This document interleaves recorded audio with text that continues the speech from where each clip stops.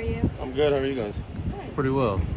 How's the change in the schedule the last 2 days? I mean, it's been good. I mean, it's new, but we're just out here competing, having fun, getting 1% better every day, regardless of what the schedule is. So. Do you like having, changes once in a while to the schedule? Just It keeps us on our toes. Yeah, it keeps us on our toes. Don't get in kind of a routine of, just waking up every morning knowing I got practice at this time, okay, then I got off, then I got a meeting at this time. And kind of like, we got a meeting at night, or we got meetings at morning, and then we just got practice at night. Or, like today we have practice midday, at 12. We haven't done that since I've been here, so that's kind of a new thing. But, we came out here and had a really good practice. Offense, defense, great energy. So, today's practice was really well. That change anything in your routine leading up to the day? Like, when did you guys know that today's practice was going to be pushed back? This all happened. Well, we got announced yesterday, so Okay. They told us yesterday. So we kind of had the idea of what the schedule was going to be like today, yesterday, and they kind of just told us kind of what was going to go on. So we had some time to prepare. Like, okay, we're going to get treatment at this time since we have check-in. I'm going to get taped at this time, and it's just all kind of time management things.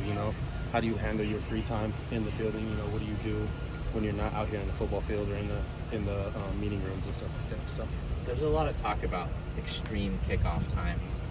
When's the sweet spot for you as a player and as a team? Like, if you could make all the kicks one time, what do you think is the best time? Honestly, I personally like that, like kind of 2:30, 3:30-ish game, so kind of midday. Don't have to wake up super early. Yeah. It's not a super late game to where you're waiting around all day, but it's kind of right in that sweet spot. So me personally, that's what I would like to kick off every game with. Is super late harder than super early? Just having that whole day. I mean, how would you weigh it? I don't think it's much different. It's either you wake up, touch your toes, and play some football, or you kind of get to sleep, get to rest, kind of watch some more film, get a little bit more studying, see all the games that happen throughout the day, and then you get to go play. So I mean, kind of has it. Both of them have their pros and their cons. So. A lot of Pac-12 vibes. Just bring back the Pac-12. That being the opponent being Oregon. Yeah, Oregon. Yeah. It's gonna be fun. Especially with that type of vibe after Big Ten after dark, I think is what I saw somebody say now. It's gonna be different. I don't think they've done that late because that's pretty late on the East Coast. But it's gonna be fun, I think. So. What does Oregon do best as an offense? They just got playmakers. They know how to be efficient on first and second down and get to a third and manageable, third and doable position. And then obviously they got wide receivers and running backs that can run the ball, catch the ball, and make people miss. And so, overall, they're just a really good overall offense. They got a bunch of playmakers on their team, and they got a big O-line. So we just got to key into our 111th as a defense. Everybody key into their 111th and just do their job, and it should be good. What are the things that you have to do against a veteran quarterback that maybe you could get away with, or things you could do to a younger, inexperienced quarterback? Where does his experience show up? Yeah, just like any other quarterback, their experience, understanding, and whether it's a situational football, 2 minutes, you get a younger quarterback that might take the sack, and he might throw the ball away and get down to the next down or to the next play. So those just little kind of details. He might throw the ball away instead of running for it just to save whatever it is, time, depending on what they're trying to get, how many points they need, what they need. So it's just situational football, I think, when it comes to that. And then obviously knowing the defense a little bit better as far as just concepts, knowing cover 2, knowing cover 3, cover 4, cover 6, whatever it is, just having years under his belt at reading that. You said 111?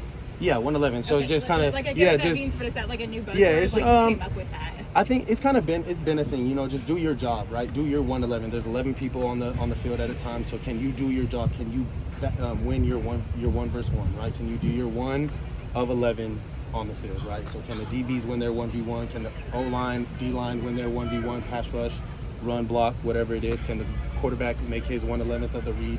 Can I make my 1/11th of defeating the block and making the tackle? So can we all just do our 1 of 11th, and we're gonna come away? It's been 2 years since you guys have played Oregon. Does anything look different about what they do since the last time you saw them?